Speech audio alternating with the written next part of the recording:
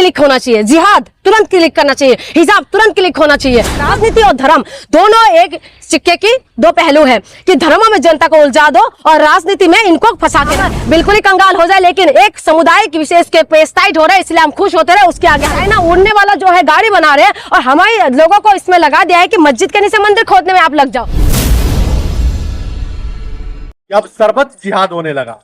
इनको ये लग रहा है बाबा बागेश्वर हेडलाइन में आ रहे हैं, तो क्यों ना बाबा रामदेव कहाँ खो गए, इसलिए बाबा रामदेव को भी आना था हेडलाइन में, इसीलिए वो इस तरीके से बातें बोल रहे कि आज की डेट पे इस देश के अंदर जिहाद अगर ना बोले तो इनको खाना हजम ना हो। इसी वजह से ये सरबत जिहाद लेके आ गए कि भाई ये सरबत खरीदे तभी सब कुछ हो सकता है, आपके लिए गुरुकुल बनेगा, आपको मजबूत करोगे। आप लोगों को भटकाना बंद करिए। लोगों को कितना भटकाएंगे, लोगों को कितना उलझाएंगे, इन सारी बातों से लोग थक चुके हैं। बात करिए मेन मुद्दे पे। आप लोग अपना धंधे को चलाने के लिए आप इस तरीके से बातें करते हैं, लेकिन इस तरीके की बातें करने के बाद देश के अंदर क्या कुछ हो रहा है इनको कोई मतलब नहीं है। रोजगार पे ये लोग बात नहीं करेंगे। यही बाबा थे ना जो पेट्रोल सस्ते में दे रहे थे, लेकिन वो बोलने के लिए तैयार नहीं। आज के डेट में पेट्रोल देखिए कितना महंगा हो गया, लेकिन वो बोलने के लिए तैयार नहीं है। यही बाबा है ना जो ये तमाम चीजें बोलते हैं। आप कह रहे हैं कि सरबत खरीदे, सरबत का देश हित के लिए सब जनता ही करते रहे, आप लोग क्या करेंगे? आप कुछ करिए फिर देश के लिए। देश के बच्चे जब बेरोजगार है उसके लिए आवाज तो उठाए। महंगाई जो बढ़ते जा रहे हैं वो तो बोले, उसके लिए क्या बोल रहे हैं? उसके लिए कुछ नहीं बोलेंगे, सिर्फ जिहाद। इनके लिए जिहाद हिजाब बस यही सब में ये लोग लगे रहेंगे, उसके आगे कुछ नहीं चलेगा। क्योंकि आज देश के अंदर ये बात इजी हो चुके हैं कि भाई आप मुसलमानों को टारगेट करो और तुरंत ही आपका बाबा मिल जाए। क्योंकि अभी बाबा बागेश्वर जो है वो गाँव बनाने में लगे हुए थे, तो इसीलिए इनको लगा कि भाई ये तो गाँव बना रहे, क्यों ना मैं भी कूद जाऊं, इसलिए मैं जिहाद करने लग गए हैं। तो ये सारी चीजें देखो देश के मुद्दे से जनता को भटकाने की कोशिश है, अदरवाइज और कुछ नहीं है। इसको इतना सीरियसली लेना जरूरी नहीं है। तो पतंजलि गुलाब जो शरबत है वो आपने पिया है? मैंने नहीं पिया, ना तो पीऊंगी।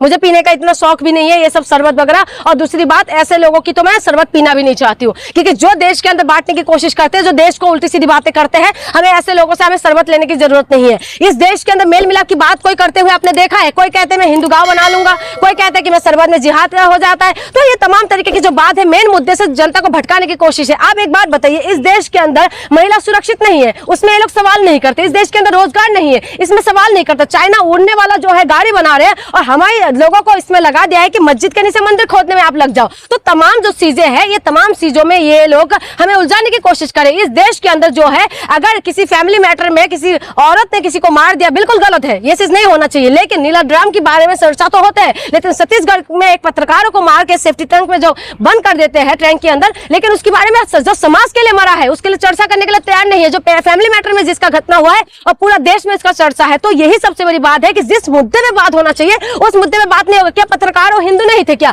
उस पत्रकारों के लिए आवाज क्यों नहीं उठे?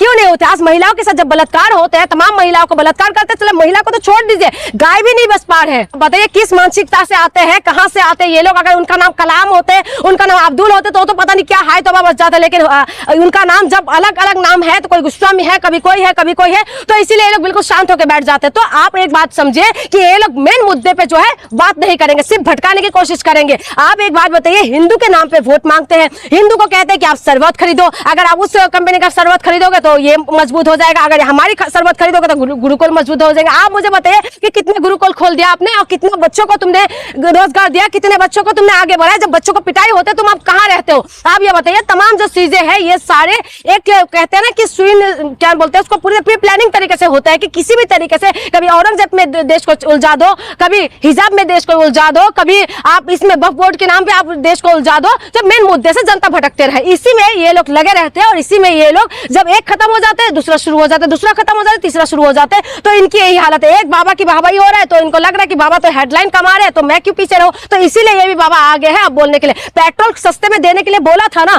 पेट्रोल सस्ते में कब होएगा आप ये बताइए। अब पेट्रोल सस्ते की बात तो आप कह रहे थे, तो दे दिया, मेरी पूछ पार लेगा। क्या कर लेगा? मेरी यानी क्या उखाड़ लेगा मेरा? वही तो कह रहे हो, क्या उखाड़ लेगा?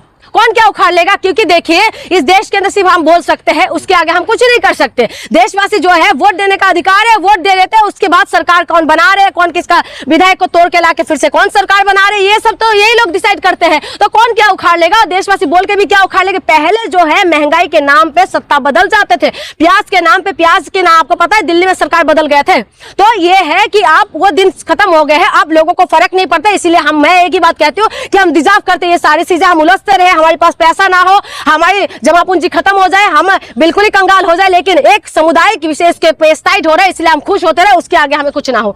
एक समुदाय की पेस टाइट हो रहा है, मेरे घर में रोजगार नहीं, कोई बात नहीं, पेस टाइट तो हो रहा है ना, हमारे पास पैसा नहीं, कोई बात नहीं, पेस टाइट हो तो रहे हैं ना, हमारे पास जो है जाने के लिए, बच्चों को पढ़ाने के लिए पैसा नहीं है, कोई बात नहीं, पेस टाइट हो तो रहे हैं ना, दूध पीने के लिए पैसा नहीं, फल खरीदने के लिए पैसा नहीं है, लेकिन पेस टाइट हो तो रहा है ना। बस इसी बात की आप खुशियां मनाएं, ताली बजाते रहिए और इनको वाहवाही देते रहे, वोट देते रहिए, क्योंकि आप खुश रहिए, क्योंकि आपका सरकार है। सरकार में से मलाई खाते रहे और आपको राख भी ना मिले, लेकिन उसके बाद भी आप महंगाई में बात मत करिए, आप शिक्षा स्वास्थ्य में बात मत करिए। आप बताइए, शिक्षा में 18% जीएसटी लग गया है, ठीक है, लेकिन कोई बोलने के लिए तैयार नहीं है। तो मूवी देखने का जो है उसमें भी 18% जीएसटी है, यानी कि एंटरटेनमेंट जो चीजें होते हैं उसमें 18% जीएसटी, जब पढ़ाई शिक्षा के नाम पे भी 18% जीएसटी, और सोना खरीदो तो उसको 3% जीएसटी। आप बताइए, सोना पे लगा लो 28% जीएसटी लगा दो, आप 30% जीएसटी लगा दो, आप सोना जिसका मन करेगा वो खरीदेगा, लेकिन पढ़ाई में तो जीएसटी नहीं होना चाहिए ना। लेकिन हमारे देश के अंदर कौन बोलेंगे, और जो बोलते हैं उनको मूर्ख समझते हैं ये लोग कि इनका बस महंगाई दिखाई देते। देखिए, हमें तो दिखाई दे रहे हैं कि देश किस तरफ जा रहे हैं। आप देखिए कि हमारे देश का हालत अभी क्या हो रहा है, पूरी तरीके से जो है इकोनॉमी कहां पहुंच रहे हैं, लेकिन तब भी किसी को कोई फर्क नहीं पड़ता। बाबा रामदेव का पतंजलि का सामान खरीदिए, सस्ता पड़ेगा। सस्ता पड़ेगा, इस महंगाई की दौर पे सस्ता पड़ेगा। वो तो अपने बाबा नहीं है, लाला रामदेव है, वो बढ़ाई हो रहा है उनका, और उनका सामान खरीदने से आपको कोई बेनिफिट नहीं मिलेगा। सिर्फ और सिर्फ जो है सिर्फ उनको बेनिफिट मिलेगा जो इस धंधे को कर रहे हैं। आप और हमें कोई नहीं मिलेगा। आप खरीदिए और उनको दीजिए पैसे, कोई दिक्कत नहीं। आपके नाम पे कितना हॉस्पिटल खुल गया है, जनता के नाम पे कितना हॉस्पिटल खोल लिया है, कितना गुरुकुल खोल दिया है, कितने स्कूल खोल दिया, कितने कॉलेज खोल दिए हैं, आप उसमें सवाल करिए। और जो ये लोग आपके बच्चों को जब मार पड़ते हैं तब बाहर नहीं निकलते, आपके बच्चों के साथ जब रेप होते तब ये लोग बाहर नहीं निकलते, आपके बच्चों के जब पेपर लीक होते तब ये लोग बाहर नहीं निकलते, आपके बच्चे कुपोषण में तड़पते रहे तब ये लोग बाहर नहीं निकलते। तो आप कहते हो कि ये लोग बहुत बढ़िया कर रहे हैं, तो आप खुद समझे कि ये देश को किस तरफ लेके जा रहे हैं और क्या होने जा रहे हैं। तो इसी वजह से ज्यादा इसमें मैं तो यही कहूंगी कि इनकी चर्चा ना करो तो सही है। देश में रोजगार चाहिए, मेन मुद्दे पे बात करिए। और जो विपक्षी दल इस मेन मुद्दे पे बात करते हैं तो उनको बेवकूफ साबित करने के में लगे जाते हैं, पूरा मीडिया उनको बेवकूफ साबित करने में लग जाते हैं। बाबा रामदेव रूह अफ़ज़ा की बात की है, रूह अफ़ज़ा की जो सेलिंग है वो और बढ़ गई है, 100 सालों में सबसे ज्यादा सेलिंग था। वही तो कह रही हूँ, बाबा रामदेव जब पहले ये लोगों ने जब शुरू किया था, मैं तब देखी थी जब इनके साथ राजीव दीक्षित जी थी, तब ये लोग बढ़िया तरीके से काम चल रहा था। लेकिन उसके बाद ही पूरी तरीके से बिजनेस में आ गया, पूरी तरीके से बिजनेसमैन बन गए हैं। तब देश के हित के लिए बात करते थे, तब ये लोग राष्ट्र हित की बात करते हैं। लेकिन ये लोग अब पूरी तरीके से लाला वाली बात करते हैं कि अपने बेनिफिट को देखने के लिए बात करते हैं, जनता के हित की बात नहीं करते। आप बताइए, जनता के हित के लिए बात कौन कर रहे हैं, कौन करे? आप और हमारे जैसे लोग, आप जैसे पत्रकार और हम जैसे एक्ट्रेस थे, इसी बात को उठाते हैं, बोलते हैं, और इसी से हम लोग जहां तक पहुंचाने की कोशिश करते हैं उसमें भी 10 गालियां पड़ जाते हैं। इसीलिए मैं कह रही हूँ कि ये लोग जो है मेन मुद्दे से जनता को भटकाने की कोशिश कर। राजनीति और धर्म दोनों एक सिक्के की दो पहलू है, कि धर्मों में जनता को उलझा दो और राजनीति में इनको फंसा के रखो। अब बताइए, बाबा लोग ये बताते हैं कि धर्म के नाम पे कहते हैं कि क्या लेके आए हो, क्या लेके जाओगे, और जब कथा खत्म होता है उसके बाद क्या कहते हैं, जो लेके आओ उसमें दान करके चले जाओ। दान देना पड़ता है, जाना पड़ता है, तो क्या होता है? ये सभी धर्मों में होता है, सिर्फ एक में नहीं। क्रिश्चियनों में अभी एक देखिए, पंजाब से एक पास्टर अभी वो हुआ है, गिरफ्तार हुआ है रेप के आरोप में, ठीक है। आप खुद बताइए कि आप उनके क्रिश्चियन लोग, तमाम लोगों का मैं वीडियो देख रही हूँ, उसमें बता रहे नहीं, बाइबल में ये लिखा हुआ है कि यूसुफ को भी तो ऐसा आरोप लगे हुए थे, आप इनके ऊपर भी आरोप लगे हुए।